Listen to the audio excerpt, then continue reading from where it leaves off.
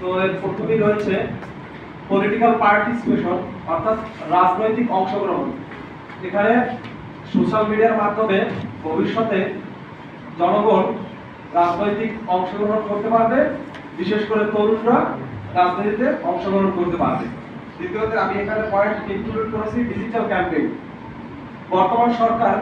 বর্তমান অন্তর্বর্তী সরকার ইতিমধ্যেই ঘোষণা করেছে যে পোস্টাল লিফলেট এগুলো ব্যবহার না করে প্রচারণা সামনের ইলেকশনে চালানোর জন্য। তো সেক্ষেত্রে প্রার্থীরা সামাজিক যোগাযোগ মাধ্যম ইউজ করে, ফেসবুক, ইউটিউব এগুলো ইউজ করে তারা তাদের প্রচারণা চালাতে পারবে। তৃতীয়তে আমি ট্রান্সপারেন্সি অ্যান্ড অ্যাকাউন্টেবিলিটিতে এনেছি। এখানে স্বচ্ছতা ও জবাবদিহিতে নিশ্চিত হবে রাজনীতিতে সামাজিক যোগাযোগ মাধ্যম ব্যবহারের ফলে। এরপরে রয়েছে ইউথ পলিটিক্যাল বিহেভিয়ার, অর্থাৎ তরুণদের রাজনৈতিক আচরণ।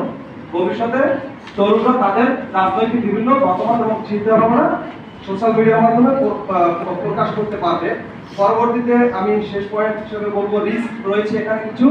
এখানে ঝুঁকি রয়েছে, যেমন মিথ্যা প্রপাগান্ডা, তারপরে হচ্ছে ফেক নিউজ, এখানে ঘৃণাবাচক বক্তব্য ছড়ানোর মাধ্যমে, সামাজিক যোগাযোগ মাধ্যমে এগুলো ছড়ানোর মাধ্যমে রাজনৈতিক দলগুলোর মধ্যে বিভ্রান্ত সৃষ্টি হতে পারে এবং এতে সমাজের বিভক্তি সৃষ্টি হতে পারে।